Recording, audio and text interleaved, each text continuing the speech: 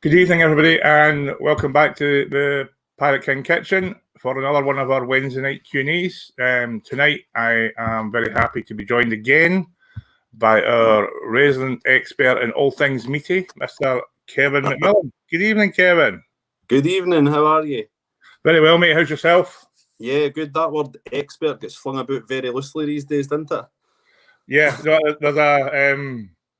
Well, it's nice to be an expert in something else other than COVID-19 because everybody on Facebook these days or on your social media seems to be the leading authority on all things COVID. So it's the other niche areas are kind of left to us guys to cook stuff and butcher stuff and actually hopefully know what we're talking about. As long as we look. What's new with you? Oh, sorry, I missed that there. Nothing really, just working away, keeping going. Aye, not a lot at all. Everything's all the same for us. Is the shop still as busy? I mean, yes. you guys are up to a fair amount of orders now every week. Yes, for a shop who didn't really do. We've always offered home delivery, but not everybody took advantage of it.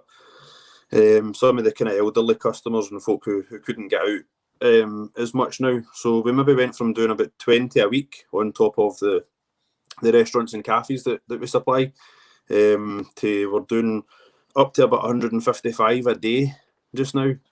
Wow. So it's been pretty full on. It took us a wee while to get into the swing of things and into that kind of way of working. I've been a kind of multi-drop delivery service as well as trying to maintain our high standards and high levels of product. So it was challenging, but I think between us all we're getting there now. Everything's slicker. We seem to be more efficient. There's still the odd mistakes being made.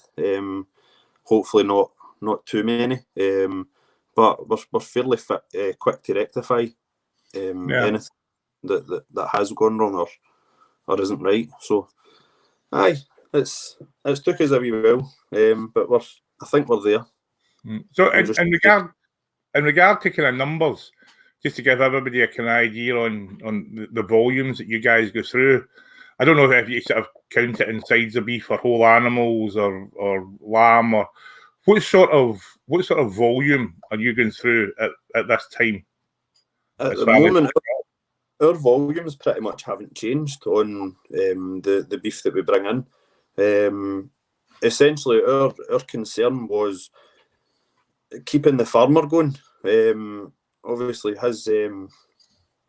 a lot of his cattle on the farm, a majority of them come to us. So if we stop trying to bring that in, then that backs him up. So we tried to continue on with the same numbers as we did, and it was a worry to begin with. But I'd say we're going to be exceeding the kind of average numbers that we usually hit. So we'll get maybe ranging between 6 and 12 sides of beef a week for a standard week, and we're not too far away from that just now in hitting the numbers. Which there's a big variation there. I'm saying 6 to 12 sides a week, but it just at our peak we'll be doing 12 sides of beef a week. And that pretty much covers everything that we're doing through the shop. And just now, I think we're 6 sides just now, so not much change. Lamb's something that over the years is the demand for lambs kind of dwindled. When I first started in the shop, we were maybe doing 8 to 10 lambs a week. Just now, we're probably doing about 5. So in terms of that, I love working with lamb. I think there's so much that you can do with lamb, so many different roasting joints that you can prepare. Mm-hmm. So I'd like to be working with more, but we're happy to be working with what we are. So pork, probably we don't deal in whole sides of pork. We get cut joints down. Okay. But we'll probably go through maybe about 100 kilos of pork a week as well. Probably about 100 kilos of lamb and about 100 kilos of pork a week. And then it can be anything up to about 2,000 kilos of beef. Wow. It's a lot of volume to be pushing through the shop. Yeah. That's why you've always got so many busy people in there. Aye, as long as we look busy. That's the main thing. There's always something to do. That was one of the first things I learned when I first started in the shop, is there's always something to do. There shouldn't be anybody standing about doing nothing, whether it's something to be boned out or something to be sliced or something like that, or cleaned. There should never be any standing about. So we should always be busy whenever you're in or you're passing. Well, So you're not in. Do you find your orders or your what your customers are asking for changes seasonably? Obviously, in the winter months, people are looking for something sort of quite warm and filling, and then maybe getting into the summer months, they're more into the barbecue cuts. Do you find the types of cuts and the types of meat change, or is it fairly steady all year round? I think we've got a kind of fairly steady sale of everything all year round. What you notice now is from people like yourself becoming more, more kind of in the limelight in the barbecue way of cooking. You get folk asking for more weird and wonderful cuts, often using American terms. Yes. Which, sorry.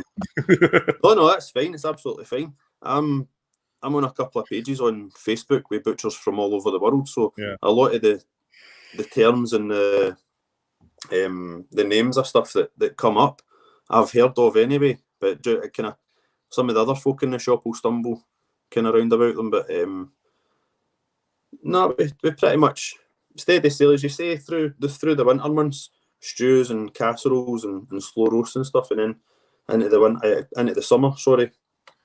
A lot of barbecue products, but you still get the people that, regardless of what the heat is outside, if the sun's shining or if it's pouring rain in the middle of July, they still want to have a nice casserole or a nice slow roasted, oven roasted brisket. Yeah. And then you get idiots that put roofs on their barbecues. Well, you're open to everything then, aren't you? You can cook anything in all seasons. No, that's it's interesting because you kind of. I'm just wondering do you think with the fact that we're still on lockdown and there maybe might not be as many sort of family barbecues or bigger barbecues, do you think there'll be a change this summer? I think there has to be, just because of the current restrictions that everybody's under. I don't think you're going to have. We cater for people who are doing maybe a barbecue for 100 people, for various things, birthday parties and such like. You're not going to get that, but I think there definitely is. We're seeing it already just now. There's people who are having a barbecue with just their two selves and maybe a couple of kids. We've done it over the last couple of weeks for my wee boy's birthday. Made a wee barbecue. I wasn't even going to send you the pictures of them because my barbecue looks pitiful compared to some of the things that you're throwing on your barbecue. I think I've insulted Mark Stewart. Mark, the idiot who put the roof on his barbecue, was me, because I'm currently sitting in my barbecue area. So I wasn't having a go at barbecuers in general. It was a bit of self. Mark is very, very similar to yourself. He's actually. He was supposed to be into doing the food festivals and stuff from this year. He's Smoking Delights, I've mentioned to you before. He's going to be doing home deliveries this weekend in his area. Excellent. And he's got a barbecue or a smoker, I'm sure his is, that would rival your big cooking engine that you got. A meat engine. I'm not sure if I've sent you pictures of it. I will though.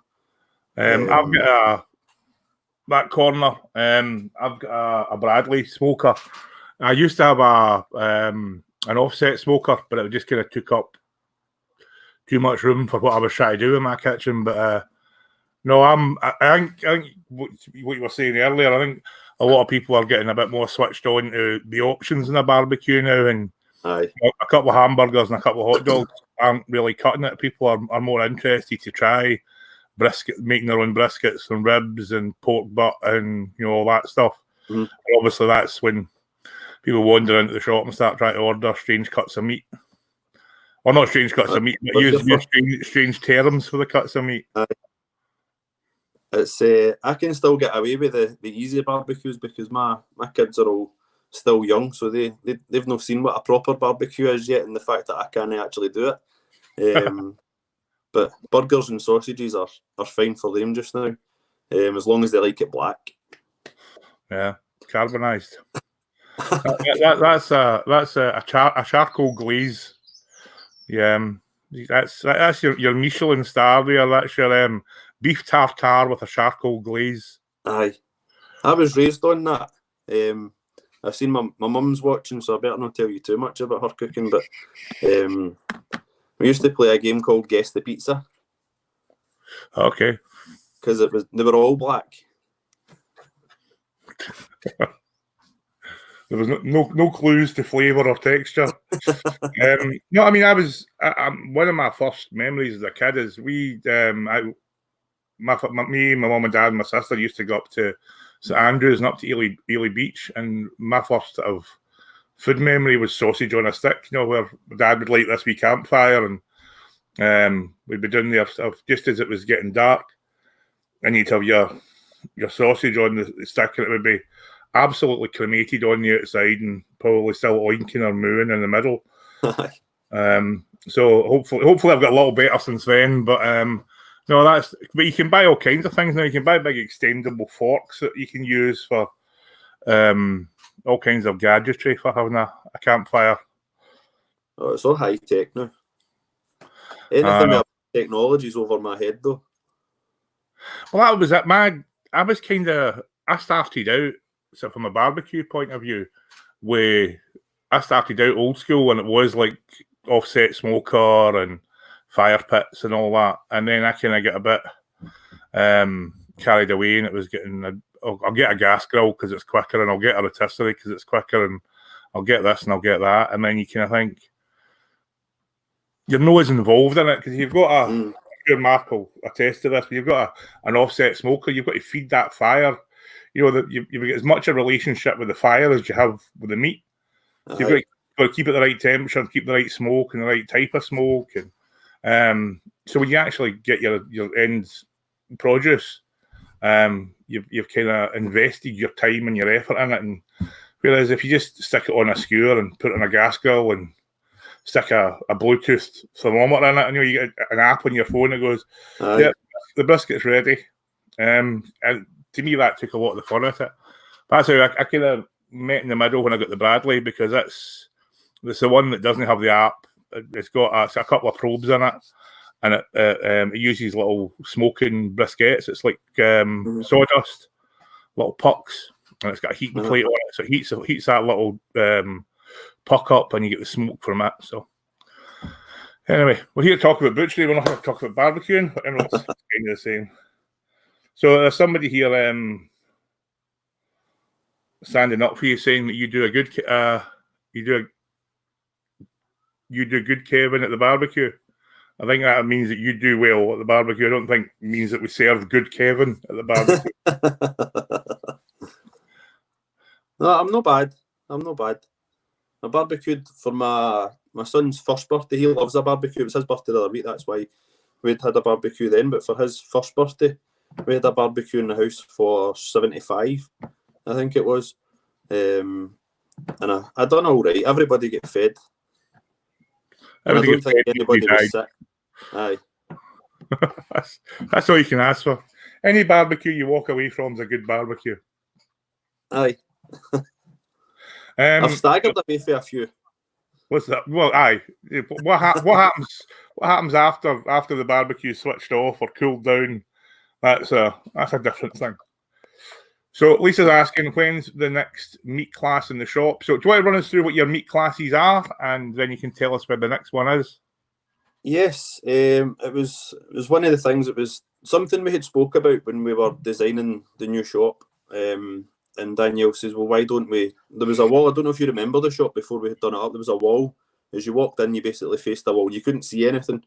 Yeah. So we wanted to take that away so people could see what the butchers were doing. And Danielle says, if we're doing that, why don't we let people come in and try it?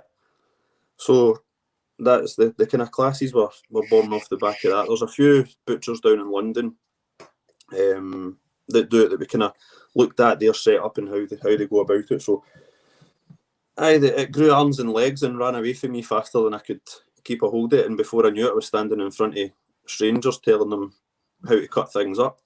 So we offer a few different, a couple of different nights. We do a beef one. Beef's obviously our main seller, and we're very proud of the relationship that we have with the farmer. So it was always a given that you're going to be doing that one. So with that, you get a 3-bone rib of beef, and I basically talk you through preparing it into any cut that you want to get from that piece. So we'll trim down all the bones. We'll French trim the rib bones, take away the camels here, the big kind of gristle on the back of it that runs down the side of the spine. And then basically from there, if you want to coat the beef or tomahawk or ribeye steaks, or if you want to roll it, anything at all that you've seen that comes from that, I'll show you how to do it. We also do lamb, so you get half a lamb, and basically we work on each section, breaking that down again to whatever it is that you would like to take home from it.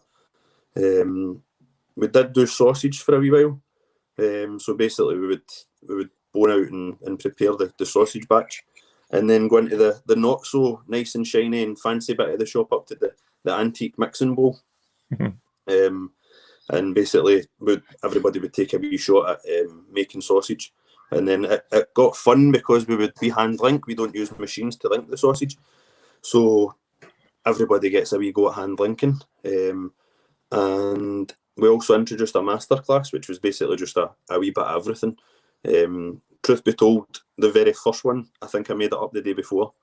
I had no idea what we were going to do or how we were going to do it, and it worked. So obviously just now, in the current circumstances, we had 2 classes that were already supposed to have ran, which we had to cancel. So first and foremost, the folk who were booked into them, we released them as Christmas gifts for that at the beginning of the year. Right. So first and foremost, the people who were due to be on that, we need to arrange classes for them to come in, obviously when this is all over. And after that, all going well, I would hope to have them done by the end of the summer. And then we always offer classes just before Christmas. It's always nice for somebody to be able to come in. They can prepare something that they can then put away in the freezer to have for Christmas dinner, and it's another talking point. So hopefully we should be releasing new classes for the end of the year, but at the moment I couldn't put a proper date on when it would be. Okay, well, I'm sure you keep us informed, and we'll yes. we'll obviously we can let people know through the channel as well. So we've got a question here from David Allen. He's just bought himself an offset smoker. He just seasons it, and I can't wait to do his first brisket and his baby back ribs. So you're probably in a better position than me to explain the difference between normal ribs, baby back ribs, the ribs you get from the Chinese. What if anything differentiates these? They all come from the same carcass. They all come from the exact same rib cage. The baby back ribs are basically, if you can imagine a pork chop, the bone that runs off the pork chop just at the eye of your like the rib end of the pork, that's the baby back ribs, that wee section. It'll only usually be maybe about 3-4 inches long. The further down into the rib, the kind of middle rib, you've got your what's called the St. Louis style ribs. Mm-hmm. And then the spare ribs are the ones at the end that have always got the wee joints, the ones that you get from the Chinese that you vet the wee kind of cartilage, the bone, the cartilage. You vet it before you've realised that it's there. Yeah. I think that's there's probably other terms for them, but that's the ones I know. You've got your baby back, your St. Louis style, and then the spare ribs off the end, so that the lower part, the undercarriage part of the animal, they'll come off it. Cool. So when you do your ribs in the shop, do you sell them as baby back or St. Louis, or do you just sell ribs in the shop? I'm just thinking, if you want to order them. Order anything you want and I'll get it. When it comes to ribs, Baby back ribs have definitely, there's definitely been much more interest in baby back ribs over the last year or so. Just with people barbecuing and stuff, and barbecues becoming more popular and people being more adventurous. But anything at all, we'll get you anything. I tend to find if you're barbecuing on direct heat, like straight onto your grill, like for Saturday afternoon barbecue or whatever, you're sometimes better with the baby back ribs because you can get a decent cook on them. You can still do them sort of low and slow, and usually what I do with ribs is 3-2-1, which is 3 hours in the smoker, 2 hours back in the smoker, but wrapped without smoke. So you're just the heat, and then an hour, just slowly getting the sauce to tack up on them. But you can put a small rack of baby backs onto your sort of indirect heat, direct heat on your grill, and eat that within sort of 25-30 minutes. Whereas I tend to find the St. Louis and the spare ribs, they can be a bit chuck sometimes. I don't know if that translates to our international audience, but usually they take a bit more cooking and a bit more care.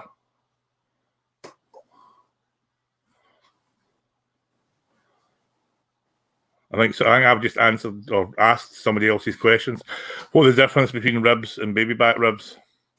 So there we go. You've answered that one already. You're so far ahead of the game, Kevin. You're actually answering questions before they get asked. I've already told you I'm cheating. I've got a screen behind what I'm watching so as I can see the questions. And he's got Google on behind that. That's on the other side. So with that, we're talking about ribs and brisket. So let's spend a couple of minutes talking about brisket. So, and this is probably me using American terms. So if these are American terms, by all means correct me. I'm used to getting what I would call a full packer brisket, which is the brisket flat, which is a sort of narrow piece of meat, which is a fat cap which runs the length of the brisket, and that fat cap almost goes under the head of the brisket, which is another piece of meat which sits on another muscle group which sits on top of the flat. So you've got the point and the flat. Are all those terms British, or have I snuck some American stuff in there? I think it's probably international now. So I think if you're explaining that to a butcher anywhere in the world, they should know what you're talking about. And if they don't, find another butcher. Pretty much, aye. So I take it if somebody was to come into the shop and ask for a full packer brisket, you could get one, or if they just wanted the flat, you would sort of pre-butcher it for them. Yeah. Anything at all. That's the beauty of how we work is we're working with a whole carcass. So absolutely anything that comes off the animal, we can do. There might be a stumbling block of the definitions and the terminologies that people use, but I'll generally say if I don't understand what somebody's asking me, I'll ask them to get a picture of it, and if I can see it, I can do it. But if you're asking a butcher that kind of question about the point and the cap, and you're explaining about the wee channel of fat that runs underneath and in between the two, if they don't know what that is, then somebody's in trouble. Find out about. You may have wandered into the florist by accident. Okie dokie. So another question for Lisa. How do you cook a tomahawk on coal barbecue without overcooked it? Do you want me to answer that one? Aye, on you go. You're the I can only cut them. I don't cook them. So this is something I find really interesting because people assume if you take your steak one way, like say you like your steak rare or medium rare or whatever, that's kind of the way you should eat all your steaks. So if you eat fillets, then if you eat a fillet rare or medium rare, then if you then go out of a sirloin or go out of a ribeye or tomahawk or whatever, you just automatically say medium rare. But to me, again, I'm more than happy for you to correct me, certain meats and certain cuts of meat you need to treat differently because of the nature of the meat. So I like if I'm eating like a New York strip or a sirloin or a very seldom I eat fillets, but I like them cooked rare. Mm-hmm. But I think for the likes of a ribeye or a tomahawk or something like that, that needs to be at the very lightest medium rare up to medium. So, because I think the type of meat it is and the amount of fat, you need to have that transfer of heat and that transfer of, you need time to build up the crust on it to fully appreciate that particular type of meat. So what I would say was if you're cooking your tomahawk on charcoal, set up your barbecue so you've got obviously half your barbecue or 3/4 of your barbecue with your coals on it. And you really don't want your coals still to be flaming. You want them to use good quality. I mean, if you're going to spend money on a tomahawk steak, don't go and buy cheap, nasty $2.99 charcoal from Asda, which is soaked in chemicals and it's going to flavour your meat. You know, go to Amazon or eBay and buy yourself for the whole summer, go and buy a 10-kilo box of Big K or sort of restaurant grade charcoal. Get it nice and hot, because big chunks of charcoal, once you've got them to grey over and the flames go away, they will keep burning for a lot longer than the little briquettes and cubes that you get at Asda and B&M Bargains and all that stuff that's got that lighter fluid stuff kind of impregnated in it because it's easy light. You know, if you're going to go spend the money on a tomahawk, spend the money on the charcoal you're going to cook it on as well. So you've got your charcoal side of your grill and you've got your non-charcoal grill. So you've got your direct cooking and your indirect cooking. For likes of tomahawk, because you've got the bone on it, the bone's going to transfer some heat as well. So you want to get a nice, what I call a crust on it. So lots of salt and pepper. It's a big chunk of meat. It'll take all the seasoning you want to throw at it. Get it on your direct side of your grill. Leave it be. Don't touch it. Let it get a nice crust, because what that crust's going to do is the salt and the pepper and the meat juices are all going to go through that Maillard reaction, which is when the proteins denature and they kind of all join together and it gives you that texture. And that's going to seal that side of your steak. Flip it over, but when you flip it over, don't flip it over onto the same part of your grill, because your meat's already taken all the heat out of your grill plate. Flip it on another part of your grill, which is fresh and hot. Get it on there, exactly the same thing, Maillard reaction, get a nice crust on it. Use your tongs. Once you've got your crust on either side, get your tongs and get the fat cap. Start getting that rendering, start to sort of melt that down in the middle. And then at that point, you're probably, the steak's not going to be much more than rare at that point. You then want to move it across to your indirect. If your grill's got a lid, if it's a kettle or a roll top or whatever, then pull it down, leave it on the indirect side and almost let it roast for another 10 or 15 minutes. If you've got like an Aussie or a flat top grill, or the same as I've got in my meat engine, get yourself a metal bowl and stick it over the meat you're trying to cook, because what that'll do is it'll take that indirect heat, which is kind of wafting about underneath it. It'll trap it above and it'll cook your steak on both sides at the same time. And then once you've actually cooked your steak, I'm a great believer in using a thermometer. Cook to temperature, don't cook to time. You know, because a piece of steak that you buy from Kevin could be different from a piece of, well, definitely will be a piece of steak you buy different from the supermarket or another butcher. So get yourself, again, when you're on Amazon ordering your good charcoal, spend a couple of quid, get yourself a little probe thermometer and cook. It's all over the internets. You know, you'll get temperatures for medium or rare, medium well done. And the temperature doesn't lie. So it doesn't matter if your steak's that thick or that thick. The temperature in the middle will be the same. The temperature for medium will be the same for all of them. So, yeah, if you're going to spend the money on the steak, you need to buy a couple of little accessories to keep you going. I also like to have a little pot of butter or avocado oil.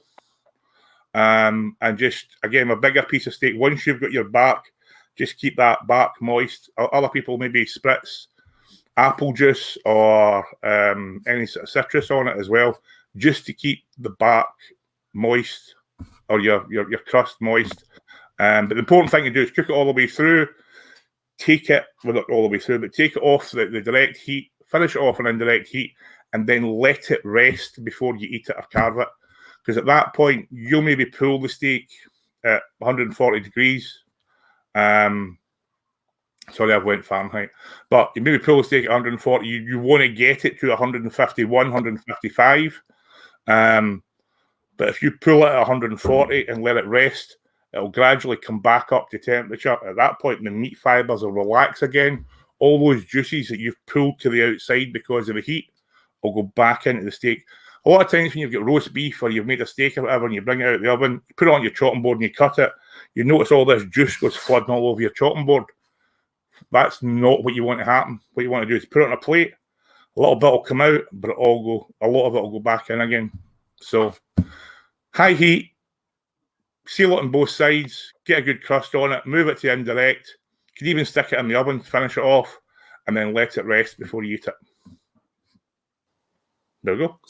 Sounds good. I would definitely agree with you on the different cooking for different steaks. Yeah. And one of the things that people don't often think about when it comes to ribeye is that your fillet and your sirloin is one muscle. So you've only got one thing to treat there. With ribeye, especially tomahawk, you've got multiple muscles that take different levels of cooking. Yeah. So the outer cap and the muscle that's within that outer cap takes that wee bit more cooking than what the actual ribeye part of it will. So when you cut into that, if you've went rare and you cut into that outside bit, you're going to be eating that. You're going to be chewing it for ages. Yeah. As well as the fat not properly being rendered down. Yeah, so, and again, if you take a steak and you apply enough heat to it to render the fat, if you're talking about like a ribeye or a T-bone steak, by the time you get it up to temperature and you get the fat rendered on the sirloin side, if you like, you'll have killed the fillet. You'll have beef jerky hanging off the other side. So just cook smart. Yes. Be subscribed to Pirate King TV and shop in at McDonald's in Uddingston. So one of our usual troublemakers is asking about the Iron Brew sausages. Aye. I'm surprised she knew what they were after she'd burnt them. That's my mum, by the way. I know. That's what I'm saying, one of our usual troublemakers. Right. Yes, it was Iron Brew sausage. What we do, you can basically do it with any flavours that you want. We've done it with a couple of different things. In sausage production, you use water. So to make it something else, you replace the water with another liquid. So we start off with a Lucas, who are one of the biggest producers of sausage seasonings, burger seasonings, and different mixes and stuff. They do a fantastic sweet chili sausage seasoning. So we start with that and pork, as we would any batch of sausage we make. You've got the seasoning, you've got the meat, but instead of the water, we put Iron Brew in. It was a butcher friend of mine down in Jedburgh that had gave me the recipe. I think a few folk had done it previous to that, and I wasn't quite sure how to go about it. And Ryan down at AJ Learmonts in Jedburgh gave me his recipe, and they go down a storm, and they're fantastic on the barbecue. Must give them a try. I try. We as I say, we've got friends that were telling about the Buckfast sausages, which we haven't tried either. But so we might be getting some of your Buckfast ones to take up the Lark Hall, and we'll give the Iron Brew ones a shot as well. You're getting a bit of a shout out there from Brady Archer and Noah. Oh, hello. So no swearing. No. They do all the swearing, and I'm only kidding. They don't. So Lisa's saying that she rarely buys anything other than fillet. It was you that keeps trying to get her to buy ribeye or rump. Really buy. Well, that's some Gaz, apparently. Aye. Gary's not on Facebook, but I think he does enough. When it comes to the meat, I think Gary does a lot of the cooking, and he's quite a foodie. I'm sure Lisa is as well. I don't know Lisa just as well as I know Gary. But Gary loves his fillet. I'm not sure what he means. If you want me to talk you into buying ribeyes or rumps, or buy as much as you like anything. Yeah. If you don't like it, buy it again just to make sure. When Neve's asking about the hand linking of the sausages. So what's the difference between hand linking and doing it by a machine? And anything else that you make? Hand linking, we make a batch of sausage and we put it into a hydraulic press, which is you operate it with your knee. There's a wee lever just at your leg height.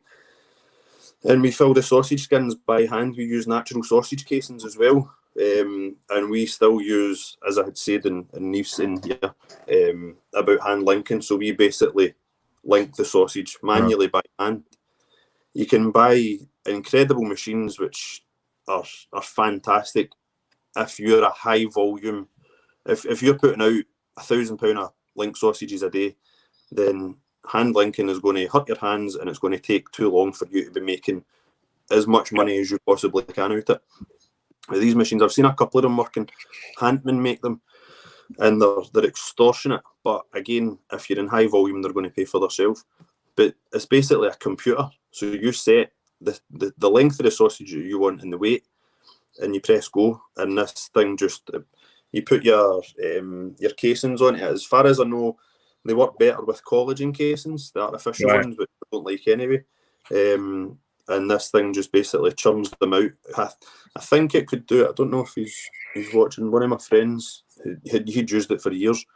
But I think it can do something like 60 pound of sausage in about 3 minutes. Wow. Which Matthew, our sausage production boy, is fast, but 3 minutes to link 60 pound of sausage, I think he'd be off quite a lot. That's the thing. It's not the first minute or the first 60 pound of sausage. It's doing it all day, every day if you need that amount of volume. Aye, but I think there's something quite rustic in looking at sausages and seeing that there's slightly different shapes and slightly different sizes to them. I don't really like that artificial machine-made ones that look machine-made. It's a bit more honest. Aye. Okie dokie. There's another part there. Is there any other products that you make traditionally? So I don't know if Neve's referring to black pudding and haggis, and also our fruit pudding, which we make the recipes for. Definite for the black pudding and the haggis. The recipes are over 100 years old. Wow. Which I'd said previously as well. I'd mentioned our antique mixing bowl, which I think was probably there when the original recipe was created. So we still do that in the exact same way, using as much of the original ingredients as we can. Obviously, through time, different things have had to be substituted out over the years. Nothing in my time there, we've still made it exactly the same way in my 17 years, but it's pretty much as close to the original recipe as you can get. Same with the haggis. Okay. So that's, I've noticed as well, you've got the little tubs of potted meat as well in the shop. Do you make them in-house? Yeah. We're not doing it right now. It's one of the things that people see it and they buy it. It's not something that an awful lot of folk phone up and ask for. And it literally takes all day to make it. So right now we don't have the time and the capacity to be making it. But as soon as things return to normal, that will be back on the menu. Back on the menu, fantastic. A couple more questions. I'm aware we're moving on with time. I think your mum was just defending herself there, saying she didn't burn the sausages. I think they were just must have cooked them. lightly caramelised. I think, and Lauren's asking, what's your favourite cut? Oh, I can't see for steak. I can't see by sirloin. I love a nice thick sirloin. It doesn't need to be anything fancy on top of it or any. No. I think I'm more ribeye. I quite like the ribeye steaks, and I'm the same as you. Good salt, good pepper, maybe a wee compound butter if I'm feeling cheeky. But other than that, I suppose I think with working in the States, I've ate too many bad sirloins that I don't trust sirloins anymore. I've eaten sirloins in $100 a plate places, and they've been average. And I've had sirloins at a cafe at the side of the road, and it's been fantastic. It's just I think it's very hard to judge what you're going to get with a sirloin. Maybe I've just been I've had my heart broken too many times, Kevin. And, do you think that comes down to, though, when you go into a $100 a plate restaurant, you've got the expectations of being swept off your feet with anything that's put down in front of you? No, I don't know. I think it's more a case that if you go into a restaurant that's that's purporting to have Aberdeen Angus or 5 or 6 different breeds, and it's all hanging up and you can see it. And there's steaks at $50, and then there's steaks at $75, $100, $150, $200 dry aged and all that. I think if you go into one of those restaurants and you pick, not the cheapest steak in the menu, not the most expensive one, I think there's an expectation there of, this is going to be better than something I can do in the house. But my wife says that I just ruin going to the restaurants now because I tend to rip things to bits. But no, I must admit, if I've ever ordered a ribeye, I've never had what I would consider a bad ribeye. I've had some awful rump steaks, and I've had some mediocre sirloins, but I don't think I've ever had a bad rump steak. A bad ribeye. The thing with rump steak, it comes down to terminology as well, because what we would call rump steak up here, generally in the shop, we would use rump steak for stewing or casserole or braising. Mm-hmm. But our Pope's eye is what the English butchers would term as rump steak. And a lot of the time, I don't think that translates well between butchers and chefs and things up here. So you're actually getting a grilled steak or a broiled steak or something that should be casseroled or stewed when it's basically seen a grill for a couple of minutes. Aye. I mean, I must admit, from a steak point of view, I went a bit arty-farty recently. I'm quite enjoying like flat iron steak and hanger steak and that kind of stuff, and even taking brisket and just cooking it differently and slicing it differently and using it differently. I kind of went through a bit of a tacos phase. I watch a guy on YouTube called Sam the Cooking Guy, and he's got a couple of taco restaurants in San Diego, and he uses a lot of interesting cuts, but they're all cut wafer thin and very quickly cooked or whatever. Mm. So yeah, no, I've got a few good flat iron steak recipes. But again, I'll stop you out with some flat irons, no bother. That's fantastic news. And there's a South American cut. It's right off the top of the sirloin. Is it the Picana? Picana. They use that a lot in the Brazilian radicios because it's got the really thick protective fat cap on it. And it cooks well over open flame. That comes off the top of what we would call the Pope's eye. Aye. But American terms would call that the sirloin, top sirloin. Aye. So that's basically, this is me just, that's right off the bottom of the sirloin before it becomes the leg. Or the other end. It depends what you're saying is the bottom. Right, so see the sirloin? Yes. There's the top of it, and then there's the other end. So, yeah, we'll have this conversation off time. Just bore the Western world with it. That's Angela just saying that your black pudding is amazing. So another quick one there from Lauren. What do you enjoy cooking with the most? Beef. Always beef. I love lamb, and I like pork. I think pork, for me, pork it's a bit boring. I find pork. And to be honest, I've just not got the time to be in the kitchen for ages doing something with it. Danielle, my wife, won't eat lamb, which I absolutely love. I love working with lamb. I cooked a rack of lamb just I think maybe the week after you done yours, the other week there. But beef's our staple when it comes to Sunday roast. It's either beef or chicken. I must admit, I from a cooking point of view, I enjoy cooking with lamb and pork because from a chefy point of view, it's if you're doing like a taster menu or you're trying to put a plate together with different textures, I find it easier to do that with lamb and pork. I think there's a greater diversity in flavour and texture in the smaller animals than you get with beef.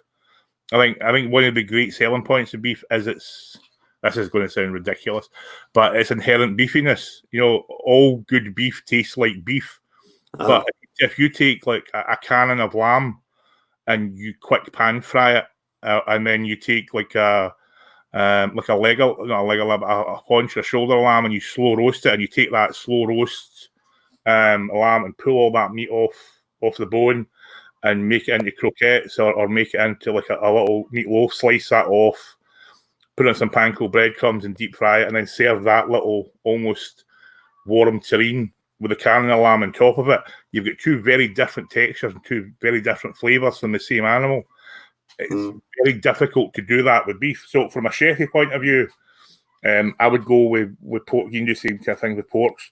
But again, pork, because of the way it is, if you're not always full of or sure of the where the pork came from, lamb lets you do all the things you can do with beef, as in you can cook it rare, medium, stew it. Whereas pork, you don't always have that opportunity to go super rare. You can go medium rare with good pork as long as your temperatures are within the bands. But pork gives you more room to play with. But again, I think on a Sunday roast, we would go chicken, lamb, beef, kind of in that order. That's our top three. Here we go now. Somebody else pimping the black pudding. No, that's the same one. That's my mother-in-law, by the way. Angela grew up on the black pudding. That's what is what's the best? What's the longest that we've had something hanging in the windows? The longest that we've had something dry aging. It definitely would have been we done a 10-year-old Arbeg soaked rib of beef at the same time as we done a Jack Daniels soaked rib, which I'm sure you got a steak off, Peter. Am I right? It's absolutely stunning. And that was 205 days from kill date.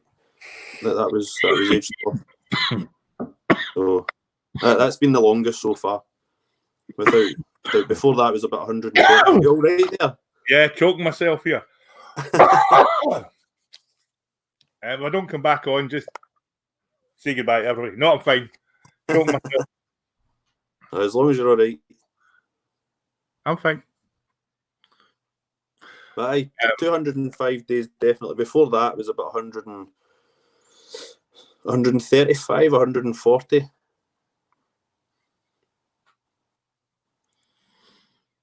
That's that must be a fair investment for the shop to sort of take that poundage of meat out of your kind of week to week, or is it? Well, it's in terms of we've bought and paid for that, and then getting no return on it for that length of time. Yeah, we're lucky in the fact that we've got a good turnover of everything in the shop. So we kind of can afford to be not playing with it, but we can afford to have that sitting there. I mean, at any one time, we've always got about 12 sides of beef hanging spare in the abattoir. Coming up to Christmas, I think round about the 10th of December last year, I think I had nearly 50 sides of beef hanging in the abattoir. Wow. So we've always got, to a certain extent, a backlog of stock. Right. But in our opinion, if you've not got that stock hanging there and maturing, then you're selling garbage. So to have a rib of beef, you're only talking about 10 kilos, 12 kilos.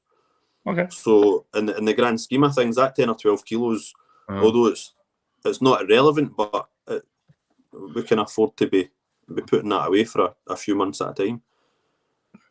No, I was just thinking more about the stuff that you dipped in the Jack Daniels and the Ardbeg, because obviously that needs time to, as you say, it's been in there for, in some cases, a couple of 100 days.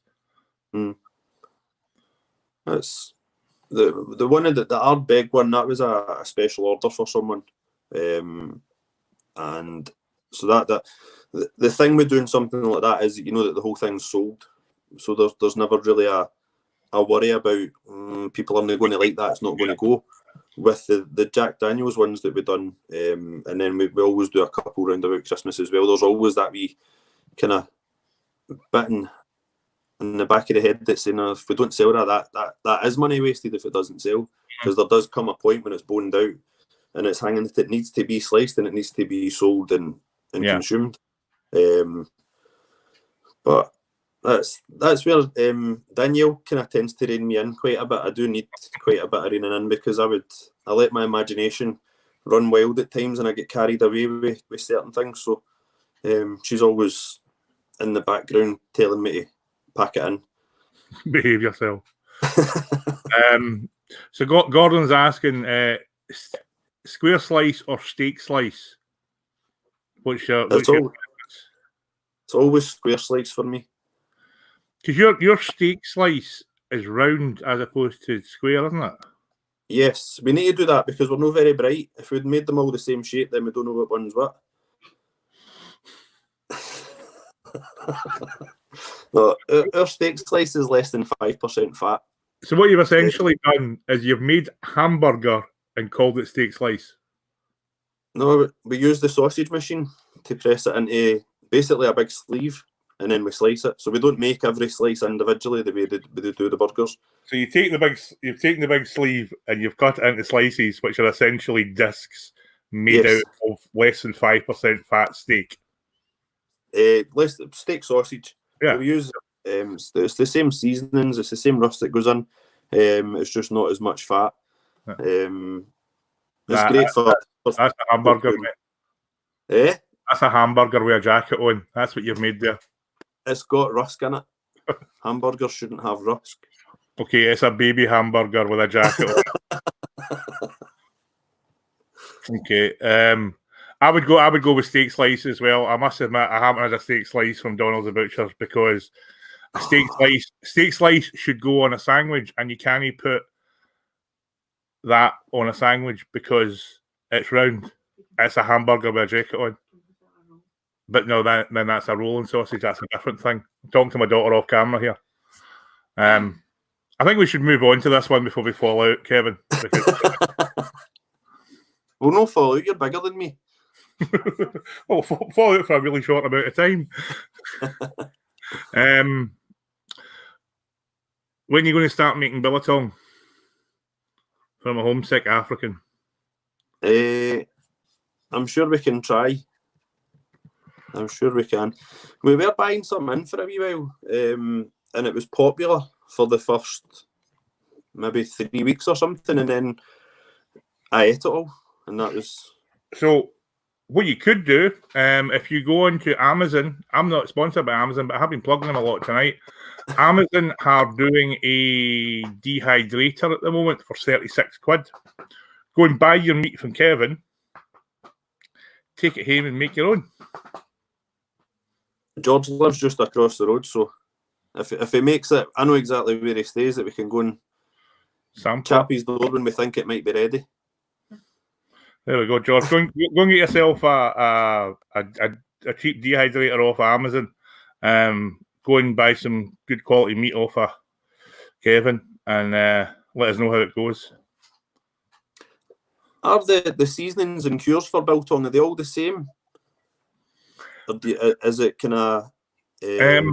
like regional for Africa? Have they got their own? I don't know. George probably a better as. I know that when it comes to beef jerky, and even barbecue as well, but beef jerky and barbecue, the seasonings and the flavours from like Texas and the South are very different to Carolina and the Northeast. So I think it's probably provincial as well there. I've got a mate, I don't know if he's on tonight, Mark Mena, who's for Australia. So I think we were talking about this when we were at somebody's stag do in Krakow a couple of years ago. And he was saying that the flavours change depending on which province to province. It can be quite different. I think again, it's what's seasonal and what grows and what they can flavour it with. So it might not be by tradition. It might just be by necessity. But maybe Gordon can get Josh can get back to us and let us know. So Francis wants to know: do people still make meatloaf? If so, what's the best meat to use? Yeah, people still do. Not many now, to be fair.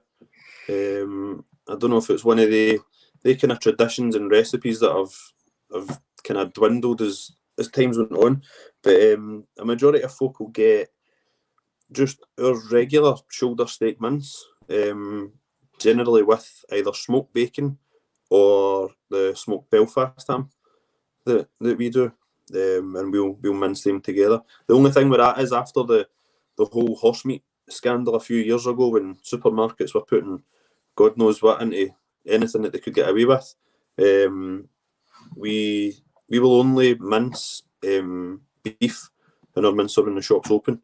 So that would something like that we would tend to ask people to order the day before, so that we would generally do it either at night or first thing in the morning before the shop's open, so that we can then strip down and sterilise the machine. So what it sounds like you're making is you're going to make one big giant hamburger and then cook it and then slice it down. It doesn't matter if Francis is making it; it's all going to end up the same. Joe, you would enough big today. Sorry, Mum. You will be. No. Okay, so Lisa's saying that slice is the incorrect answer. Square is the only correct answer. So I think what she means is your steak slice needs to be square.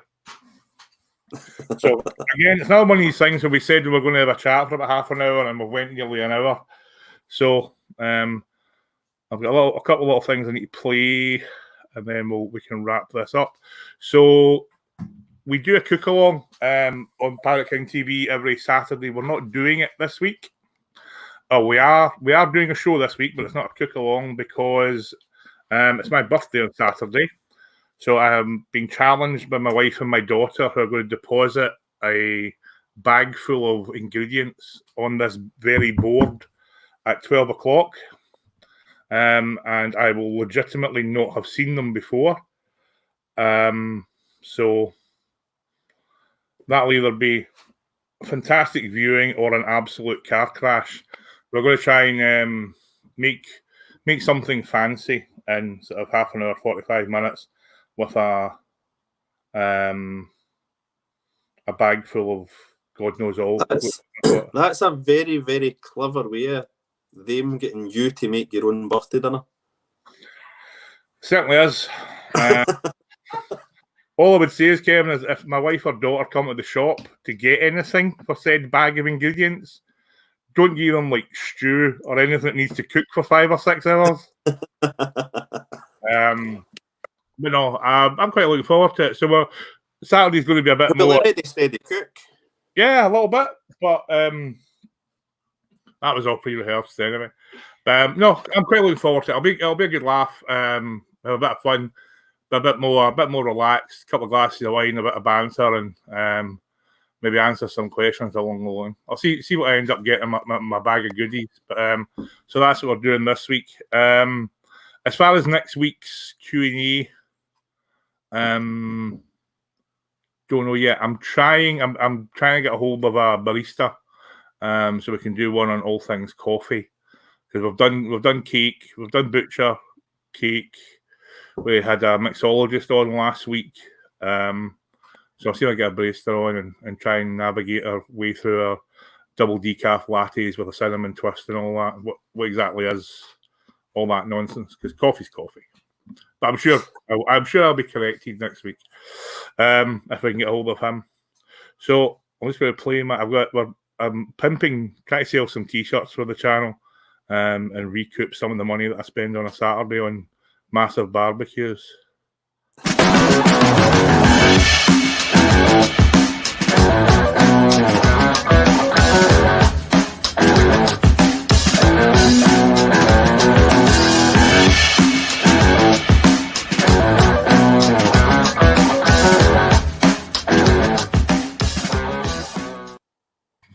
There we go. That's the necessary advertising out of the way.